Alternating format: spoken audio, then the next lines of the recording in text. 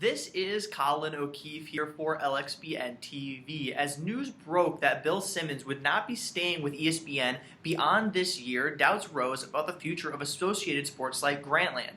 In an interesting side story, it was revealed that a competitor was the first to register the Grantland trademark. Joining me to discuss what that means, we bring in Kevin Hartley of Trust Tree, an author on their blog, The Root. Kevin, first off, for those who aren't fully up to speed on this whole Deadspin Grantland scandal, can you walk us through what exactly happened with this trademark registration? Absolutely. And as you said, a surprising twist, ESPN had failed to register Grantland as a trademark up until last month.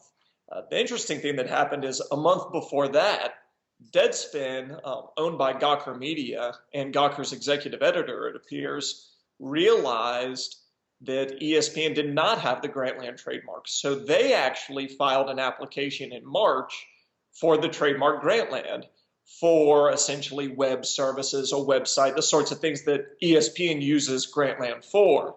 Grantland clearly has caught on, or ESPN, I should say, has caught on since then and filed its own application for Grantland, but it's a very strange situation and certainly not going to be a very fun one for ESPN.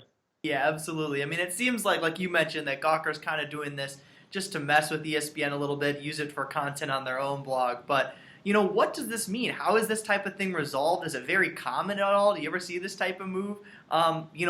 Where does it go from here, basically? In my experience, it's unusual to see one competitor register another competitor's trademark unless they both actually are using it. You might see where two competitors come up with a product and develop similar trademarks for it and both try to register those. That's not what happened here.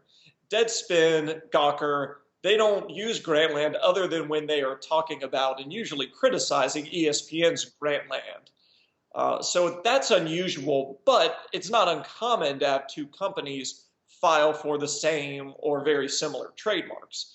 And when that happens, trademark law in the United States dictates that it's actually the first person to use who typically is awarded the trademark rights, not necessarily the first person to file their trademark.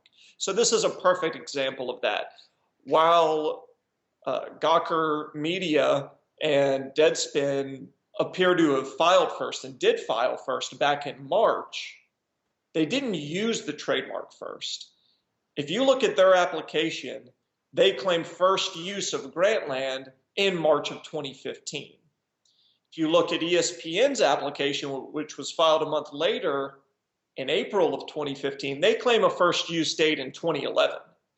Because they used it first, because they clearly have been using it, I think that ESPN is ultimately going to succeed in obtaining the trademark rights to Grantland, but it is not going to be the smoothest sailing, and certainly not what it would have been if ESPN had registered for the trademark when they first started using it. Exactly. That would have been the smart thing to do, certainly. I know you mentioned that Gawker is probably a little bit better even at registering trademarks, and it certainly seems like ESPN and Grantland would have been smart to, as soon as they had the idea, register the trademark, get that, and have that locked down. Now they're going to have a bit of a mess on their hands, even if they do ultimately win in the end. Once again, that was Kevin Hartley of Trust Tree. For more of his insight on this story and others in the trademark space, be sure to visit blog.trusttreetrademarks.com. Thanks for joining me today, Kevin. Thanks, Colin.